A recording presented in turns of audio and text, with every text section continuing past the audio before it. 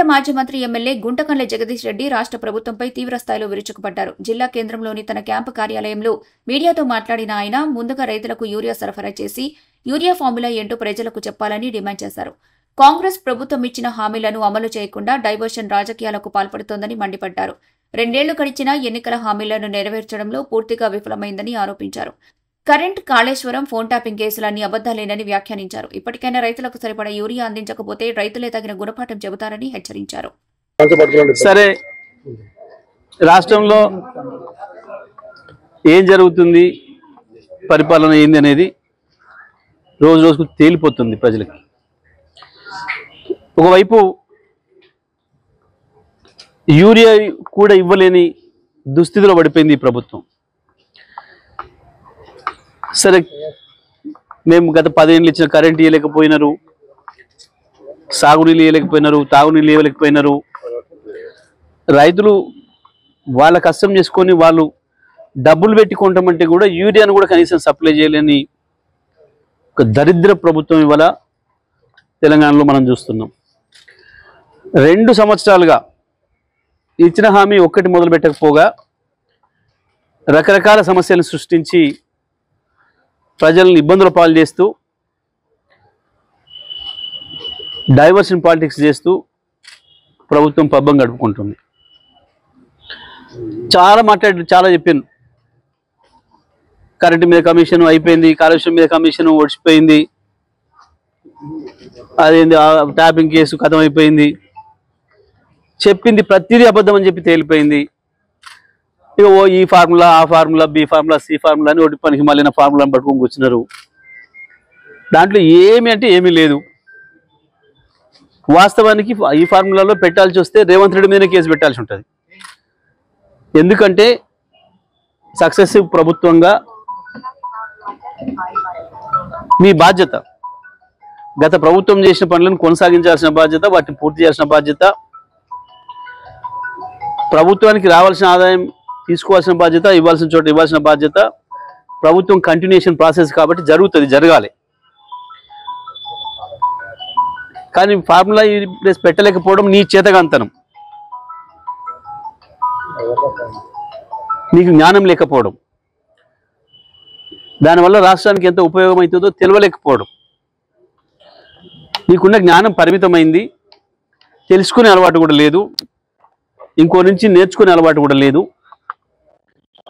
పైగా దాని మీద నేను ఎందుకు కేసు పెడతా అని కేసు నీ మీదే పెడతాం, నీ మీదే అవుతుంది. ఎందుకంటే ఎవరికైతే పైసలు చేరినాయో వాడిని కలిసిండు, నువ్వు వాడు కలిసి మిలాఖత్ అయింది. వాని కాడ డబ్బులు వసూలు చేయాల్సింది చేయకుండా సాటుగా వాని కాడ ఏదో డబ్బులు తీసుకున్నట్టున్నావు. అందుకనే దొంగ డ్రామా చేస్తూ చెయ్యాలేందో సేపు ఒక లీక్ ఇచ్చి ఎప్పుడో ఇచ్చింది నీ మీదకి విలకాన్నే ఉంది అది. కానీ నిన్న గ్రూప్ 1 విషయంలో నీ చేదగంతనం బయటపడిన తర్వాత తెలంగాణ యువత ముందట నువ్వు తలదించుకునే స్థితి వచ్చిన రోజు ఓ నాటకం వేసి మీడియాలో కొంత స్పేస్ ఆక్యుపై చేద్దామని చెప్పి ఏదో మాట్లాడినావు. కానీ లొట్ట పీస్ కేసు అనే సంగతి కేటీఆర్ గారు ఆనాడే చెప్పిండు, ప్రజలందరికీ కూడా తెలుసు. వీటితో ఏమి కాదనే సంగతి అందరికి కూడా తెలుసు. నిజంగా కేసు పెట్టాల్సి వస్తే నిన్ను 100 సార్లు జైలు వేయాల్సిన పరిస్థితి వచ్చింది ఈ 2 ఏళ్ల పరిపాలనలోనే. నువ్వు చేసిన దుర్మార్గాలకి, నువ్వు చేస్తున్న మోసాలకి, ప్రజలకి ఇచ్చిన హామీ ఒక్కటి నెరవేర్చకపోగా ఈ రకంగా నేనేదో మీడియాలో స్పేస్ ఆక్యుపై చేస్తేమేమో తిట్టో భయపెట్టించో లేదా నీ తాబేదారులతోనే కానీ ప్రజల మైండ్లలో స్పేస్ ఆక్యుపై చేయలేవు. రైతులు ఎట్లా శాపనార్థాలు పెడుతురో చూస్తున్నాం, మహిళలు ఎట్లా శాపనార్థాలు పెడుతురో చూస్తున్నాం, యువత ఎంత కోపంగా ఉందో చూస్తున్నాం. నువ్వు నీ చేత చంపబడ్డ విద్యార్థులు 100 మంది పైగా ఇప్పటివరకు నువ్వు పెట్టిన విషాహారం వల్ల చచ్చిపోయిన విద్యార్థులు, వాళ్ళ ఆత్మలు కూడా నీ చుట్టే తిరుగుతుంటాయి. ఒక్కటి కూడా తప్పుకోలేవు నువ్వు చేసే పాపాల నుంచి. ఇవాళ ఏదో గిది దీంతో ఒక పూట గడుపుకుంటా అని అనుకుంటున్నామేమో. ఈ పూట గడుపుకోవడాలు ఆ నిమిషానికి ఎలా తీసుకోవడాలు కాదు ప్రభుత్వం అంటే. ప్రభుత్వం ప్రజలకు జవాబుదారీగా పనిచేయాల్సిన అవసరం ఉంది. ఇక నువ్వు కేసీఆర్ని తిట్టడం, కేసులు పెడతానడం ఇవి ఒడిచిపోయినాయి. ఇక బంద్ చేసుకో. ఇవి ఈ చిల్లర టాక్టిక్స్తో నువ్వు ప్రజల్ని ఏమర్చలేవు. కొత్తది ఏదైనా వెతుక్కో. రేవంత్ రెడ్డి ఈ ఫార్ములాలు ఏ ఫార్ములాలు అన్ని ఫార్ములాలు ఒడిచిపోయినాయి. నీ ఫార్ములానే పనికిమాలింది అని అర్థమైపోయింది ప్రజలకి. నీ డైవర్షన్ ఫార్ములానే ఒక ఫాల్స్ అనే విషయం ప్రజలకు అర్థమైపోయింది.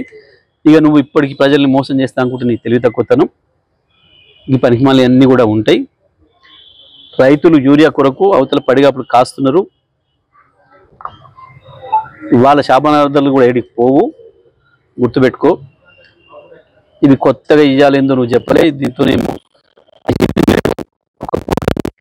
ఉంటే ఉండొచ్చు, కానీ నువ్వు శాశ్వతంగా తెలంగాణ ప్రజల దృష్టి మాత్రం సందేహం లేదు. బహుశా నీకు ఎక్కువ కాలం కూడా లేనట్టుంది, సమయం కూడా లేనట్టుంది.